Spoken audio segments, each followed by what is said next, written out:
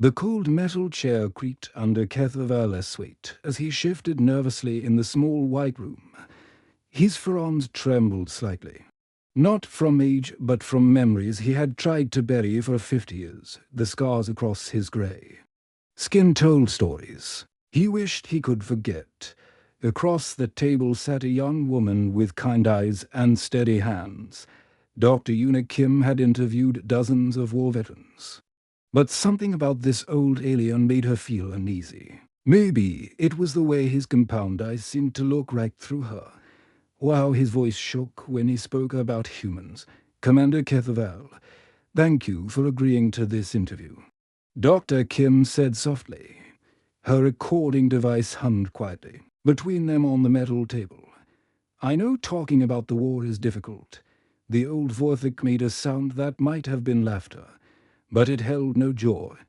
"Difficult, child. You have no idea what difficult means. You sit there with your neat uniform and your polite questions, thinking you understand what happened 50 years ago." Dr. Kim kept her voice calm and professional. The historical records show that humanity was considered a minor threat. A primitive species on one small planet with basic weapons and no space travel technology. The coalition expected an easy victory. Records. Kethaval spat, his mandibles clicking with disgust.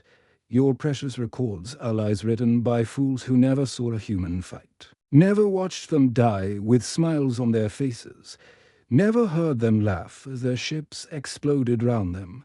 The room fell silent except for the soft hum of the air recycling system. Dr. Kim waited, knowing that pushing too hard would end the interview before it truly began. She had learned patience from years of working with traumatized veterans. Kethaval's primary arms reached up to touch old scars on his neck. "We thought we knew everything about warfare. The coalition had conquered 43 species in 200 years. We had perfected the art of quick, clean victories, show overwhelming force. Destroy their military, occupy their worlds, integrate their population, simple, efficient, civilized. But humans were different." Dr. Kim prompted gently. "Different." The old alien's voice rose, causing Dr. Kim to lean back in her chair. They were not just different, they were impossible. They broke every rule of warfare we had ever learned, every principle of civilized combat, every assumption about how intelligent beings should behave when faced with superior force. Kethaval stood up suddenly, his chair scraping against the floor. He walked to the small window that looked out into space, where stars shone like tiny diamonds against the black void. "I was young then, eager for glory. I served as communications officer aboard the dreadnought Stellar Dominion. When we received orders to begin the human campaign, the entire crew was excited. Finally, some action after years of boring patrol duty." Dr. Kim watched the alien's reflection in the window. Even 50 years later, she could see the fear in his eyes. "Tell me about your first contact with human forces." "First contact," Kethaval repeated, his breath fogging the glass. "Such innocent words for such a nightmare. Our intelligence reports said humans had 12 ships defending their outer colonies, 12 against our battle fleet of 47 vessels. Our weapons could tear through their hulls like paper.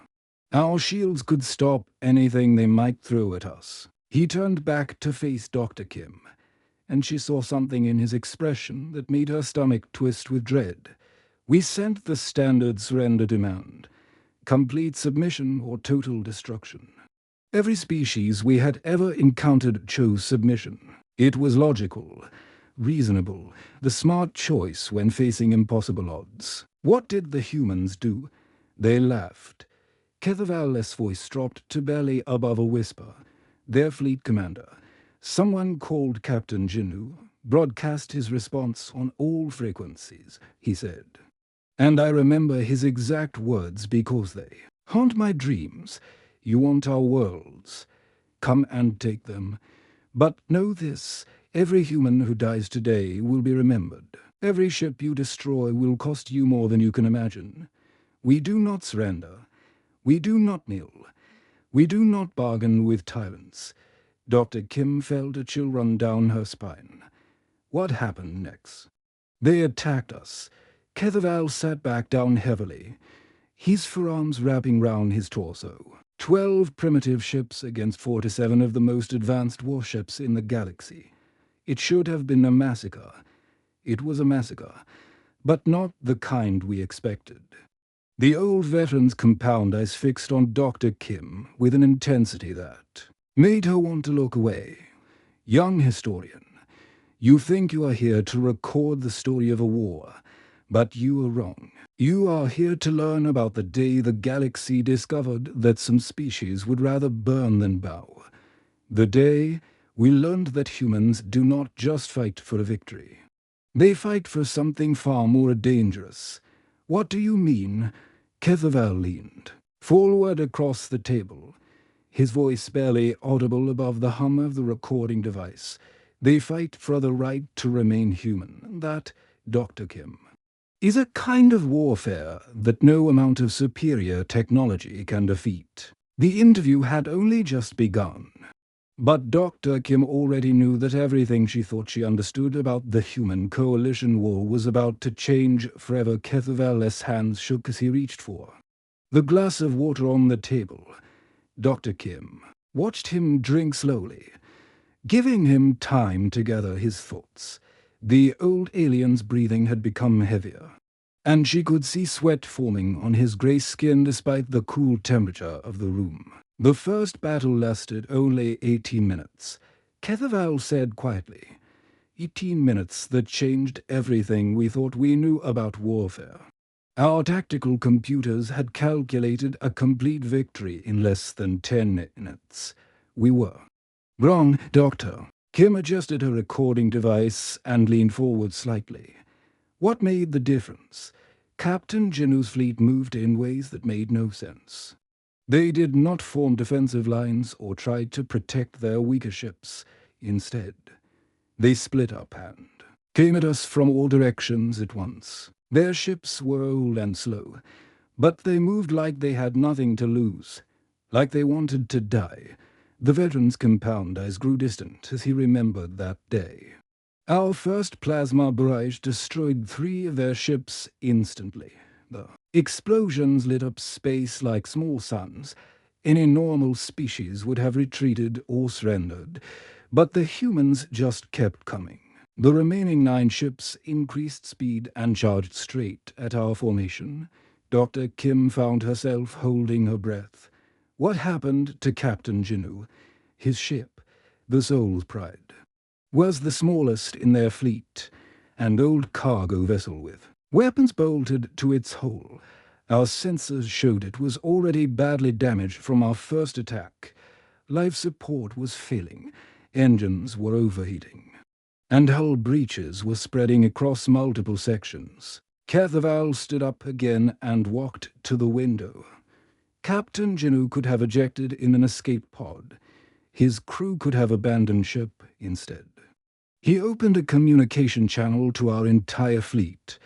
His face appeared on every screen in our battle group. What did he say? He was bleeding from a head wound, and smoke was filling his bridge. But he was smiling, actually smiling as his ship fell apart around him. He said, "Tell your commanders that humans remember every world you take from us. Tell them that Captain Jinu of New Soul died free, and his death will not be forgotten." The old alien's reflection in the window looked haunted. Then he rammed his ship directly into our command cruiser. The explosion was so bright that our sensors went blind for several seconds. When they cleared, the cruiser was gone. Just debris and burning fuel floating in space. Dr. Kim felt her throat tighten. How many crew members were on that cruiser? 843 coalition soldiers, all dead in an instant because one human refused to accept defeat. Ketherval turned back to face her, but that was just the beginning. The other 8 human ships had used Jinu's sacrifice as cover. While we were dealing with the explosion, they had gotten close enough to target our weapon systems. The veteran sat back down, his forearms moving restlessly. Human tactics made no sense. They did not try to disable our ships or force us to surrender. They went straight for our engines and life support systems. They wanted us dead, not captured. This was not conquest. This was revenge. Dr. Kim tried to keep her voice steady. Did the human fleet survive the battle? 2 ships escaped. Just 2 out of 12.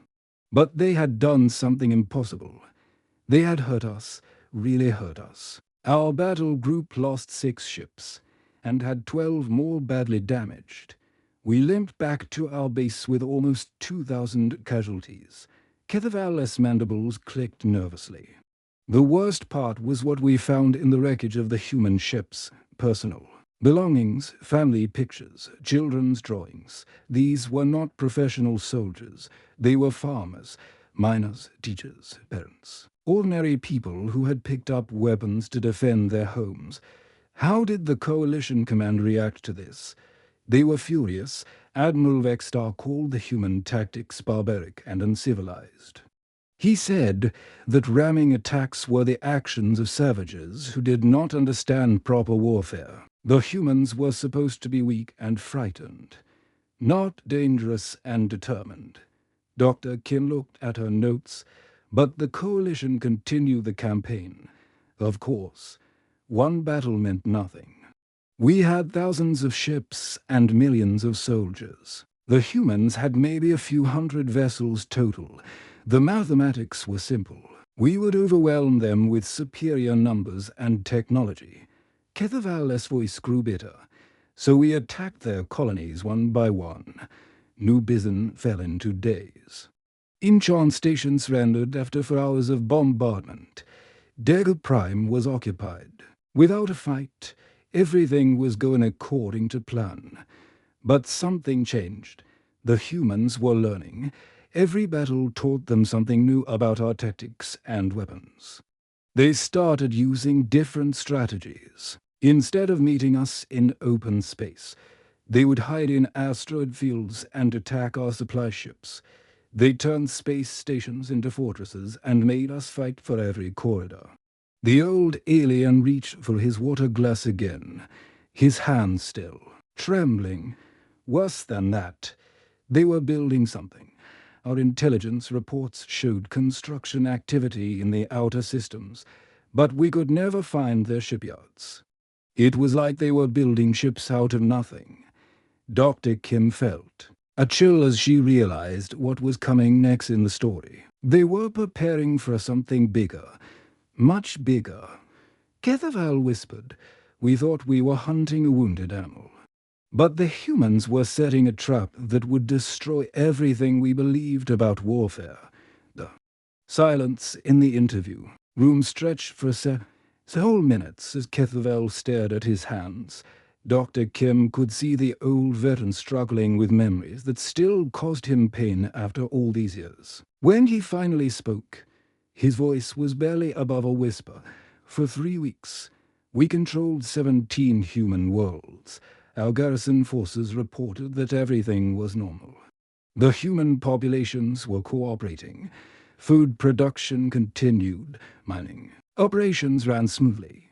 It seemed like the humans had finally accepted coalition rule. Dr. Kim noticed that Kethaval's secondary arms were wrapped tightly around his torso, a clear sign of distress in his species. But something was wrong. The reports were too perfect. Every garrison commander sent identical messages, same words, same timing, same reassurances that everything was under control. Our communications specialists thought it was strange. But command dismissed their concerns. Kethaval stood up and began pacing around the small room. On the 22nd day, something changed. All communication from the occupied world stopped at exactly the same time. Not just reduced chatter or equipment problems, complete silence from 17 different star systems. What did your commanders think had happened? Solar flares, Equipment failure, sabotage of communication rays, anything except the truth. The old alien's compound eyes reflected the harsh fluorescent lighting. Admiral Vexstar sent investigation teams to 3 of the closest worlds. The ships arrived to find something impossible. Dr. Kim leaned forward in her chair. What did they find? Empty bases. Our garrison forces were gone. Not killed. Not captured. Gone. Their weapons were still in the armies. Their personal belongings were still in their quarters. Their meals were still warm on the tables. But there were no bodies, no signs of struggle. No clues about what had happened to over 50,000 coalition soldiers. The veteran's voice grew hollow as he continued. The investigation team sent frantic reports back to the fleet. They found human civilians going about their daily lives as if nothing had happened. When questioned, the humans claimed they had no idea where our soldiers had gone. They seemed genuinely confused about why we were looking for them. Double quotes. Dr. Kim felt her skin crawl. Where were your soldiers? We never found out, to this day. 50 years later, no one knows what happened to them. They simply vanished from 17 worlds in one night. Ketherval stopped pacing and gripped the back of his chair. But that was just the beginning of our nightmare. What happened next? On the 24th day, human reinforcement fleets appeared in all 17 systems at the same time. Ships we had never seen before. Designs that should not have been possible with their primitive technology. Our sensors counted over 300 vessels, more than double what our intelligence had estimated for their entire military. Dr. Kim's stylus stopped moving across her data pad. Where had they come from? That was the question that drove our commanders insane with frustration. The humans had somehow built a massive fleet without us detecting any construction. No shipyards. Number mining operations. No industrial facilities. It was like they had pulled these ships out of empty space. Ketherval sat back down heavily. Their fleet commander was someone called Admiral Hyan. She was young for a human. Maybe 30 standard years before the attacks began, she broadcast a message on all coalition frequencies. Her face appeared on every screen in our ships. What did she say? She was standing on the bridge of a ship that looked nothing like the crude vessels we had been fighting. Behind her, I could see human crew members working at stations that seemed to blend their technology with ours. In ways our engineers said were impossible. The veteran's voice became flat and emotionless, as if he was reciting from a script burned into his memory. Admiral Hyan looked directly into the camera and said, "You came to our worlds believing we were weak. You killed our children thinking we would not fight back. You were wrong about both. Today, you learn what happens when you threaten a human's family." Dr. Kim felt a chill run down her spine. How did the battle begin? It did not begin. It exploded. The human ships moved faster than anything we had ever seen. They used weapons that tore through our shields like they were made of paper. But worse than their technology was their coordination. 300 ships moving like a single organism, attacking with precision that made our best tactical computers look like children's toys. Ketherval's hands began shaking again. In the first hour, we lost 47 ships. The humans targeted our command vessel first, then our heavy cruisers, then our support craft. They knew exactly where to hit us, to cause maximum damage with minimum effort. How is that possible?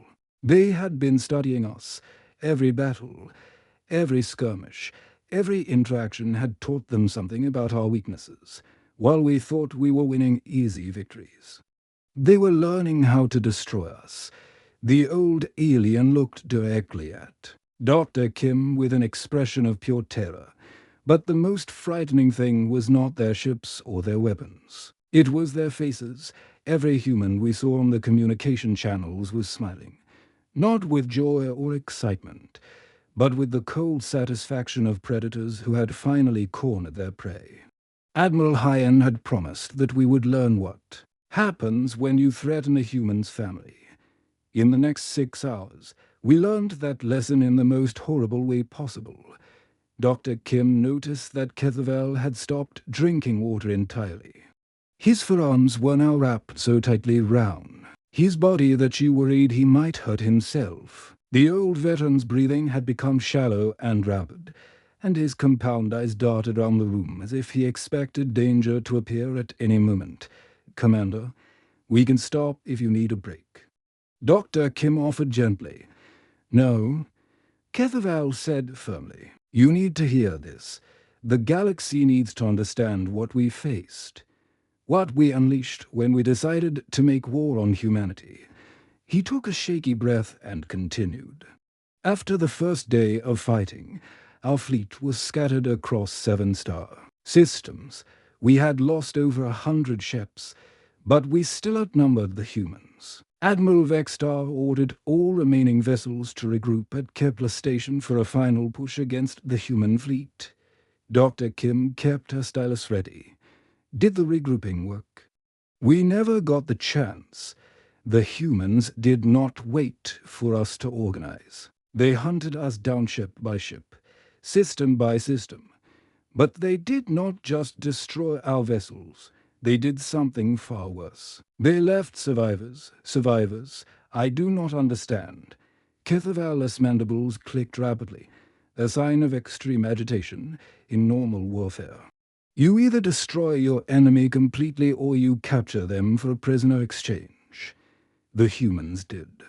Neither. They would cripple our ships, destroy our weapons and engines, then leave us floating helpless in space while they moved on to their next target." Dr. Kim frowned. "Why would they do that?" "Because they wanted us to watch. They wanted us to see what they were doing to our fleet, to hear the desperate calls for help from our fellow soldiers, to know that we were next. It was psychological warfare of a kind we had never experienced." The veteran stood up again and walked to the corner of the room, as far from Dr. Kim as the small space allowed. "I was aboard the cruiser Stellar Wind when the humans found us. Commander Jin led the attack with 3 ships against our battle group of 12 vessels. We should have been able to destroy them easily. What happened? They came at us from 3 different directions, but they did not attack randomly. Commander Jin's ship went straight for our flagship, while the other 2 targeted our communication rays. Within minutes, we had lost contact with half our fleet and our admiral was dead." Kethavel's voice became hollow, but the worst part was what happened after the battle. "My ship was damaged but still functional. The humans could have finished us off with 1 more attack instead. They opened a communication channel." Dr. Kim felt her stomach tighten with dread. "What did they say?" Commander Jin appeared on our main screen. He was young, maybe 25 human years, with kind eyes that looked completely wrong on a warrior's face. He said, "I know you have families waiting for you at home. I know you are afraid.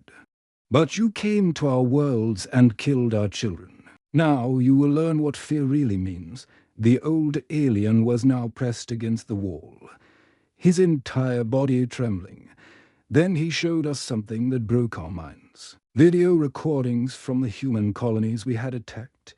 Not battle footage or propaganda. Personal recordings from human families in their final moments. What kind of recordings? A human father named Tai holding his daughter while their house burned around them. He was telling her a bedtime story to keep her calm as they waited to die. A human mother called you singing a lullaby to her baby son as coalition bombs fell on their city. An elderly human couple, Min and his wife, holding hands on their porch as our ships destroyed everything they had ever known. Dr. Kim felt tears forming in her eyes. "Why did the humans show you this?" "Because they wanted us to understand that every person we had killed was someone's child, someone's parent, someone's entire world. Commander Jin said. "You see them as numbers in your battle reports. We see them as the reason we will never stop fighting you." Kethaval slid down the wall until he was sitting on the floor. Then came the truly horrible part. The humans released us. They repaired our life support systems, gave us enough fuel to reach the nearest coalition base, and let us go. That seems merciful. Merciful. Kethaval Eslaf was bitter and broken. They sent us back to tell our story, to spread fear among our own people. Every survivor carried the same message. The humans remember every death. They know every name. They will never forgive, and they will never stop. Dr. Kim set down her stylus, her hands shaking slightly. How did this affect coalition morale? It destroyed us from the inside. Soldiers began refusing orders, crews abandoned. Their ships, entire battle groups requested transfers to other sectors. We had faced enemies who wanted to conquer us, enemies who wanted to kill us. But never enemies who wanted us to suffer the way we had made them suffer. The veteran looked up at Dr. Kim from the floor, his compound eyes filled with a pain that had lasted 50 years. The humans had turned warfare into something personal, something intimate. They made us feel the weight of every life we had taken, every family we had destroyed. They weaponized our own conscience against us, and that was when you realized you could not win. That was when we realized we were not fighting a war anymore. We were living through our own judgment day, and the humans were our judges. Dr. Kim turned off her recording device and walked over to where Kethaval sat on the floor. The old veteran looked smaller somehow, as if telling his story had drained something vital from his body. She offered him her hand, and after a moment's hesitation, he accepted her help getting back to his chair. The end came sooner than anyone expected. Kethaval said quietly, "Not through a final battle or peace negotiations, but through something none of us had predicted. The humans sent a message to every world in coalition space." Dr. Kim reactivated her recorder and settled back into her seat. What kind of message? It was not addressed to our governments or military commanders. It was addressed to ordinary people, citizens of coalition member worlds who had lived under our rule for generations. The message was simple, broadcast in every known language across the galaxy. Kethaval's voice grew stronger as he spoke, as if he was finally reaching the part of the story that had haunted him most. Admiral Sear, the overall human commander, appeared on screens everywhere. She was older than the other human officers we had seen, with grey hair and tired eyes. But when she spoke, her voice carried an authority that made everyone listen. What did she say? She said, "People of the galaxy, you have watched us fight for our freedom. You have seen that we would rather die than live as slaves. Now we ask you a simple question. Why do you accept chains that we refuse to wear? Why do you kneel to masters that we spit upon? Why do you call slavery peace?" Dr. Kim felt a chill run through her body. How did the coalition populations react? Kethaval's mandibles clicked slowly. At first, there was silence, confusion. Admiral Sear's message was so different from normal military communications. It was not about territory or resources or strategic advantages. It was about something more dangerous. It was about hope. The veteran stood up and walked back to the window, gazing out at the stars. Within days, something began to change across coalition space. Workers on mining worlds started asking why they received so little pay for their labor. Farmers on agricultural planets began questioning why they could not keep more of what they grew. Soldiers in our own military started wondering why they fought to deny others what they themselves wanted. The humans had started a revolution. Not a revolution. Something worse. They had started people thinking. They had planted the idea that the way things were was not the way things had to be. That freedom was not something granted by governments, but something that belonged to every living being. Dr. Kim watched Kethavala's reflection in the window. What happened to the coalition? It began to fall apart from within. The Alterian sector declared independence first.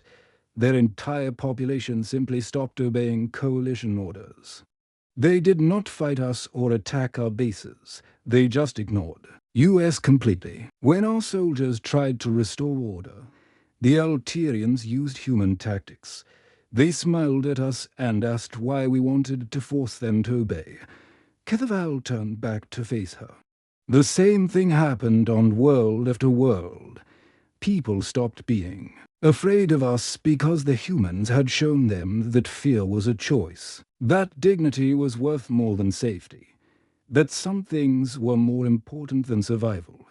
How did coalition leadership respond? They panicked. Admiral Vextar ordered massive military campaigns to restore order, but our own soldiers were starting to refuse orders. How do you force people to fight for slavery when they have seen what freedom looks like? How do you maintain an empire when your own citizens are asking why they should obey? Dr. Kim leaned forward in her chair. When did you realize the war was over? The day my own crew asked me why we were fighting. I was standing on the bridge of what remained of my ship, looking at young coalition soldiers who had grown up believing in our cause. One of them, a communications officer named Kelter, looked at me with the same expression I had seen on human faces. Kethavala's voice became very quiet. He said, "Commander, I have been watching the human broadcasts. They say that every being has the right to choose their own path. Why is that wrong? Why are we trying to stop them from being free?" What did you tell him? I could not answer. For the first time in my military career, I had no response to give as a subordinate. Because the truth was that I could not explain why we were fighting anymore. The humans had not just defeated our fleets. They had defeated our entire worldview. Dr. Kim sat back in her chair. So the coalition surrendered.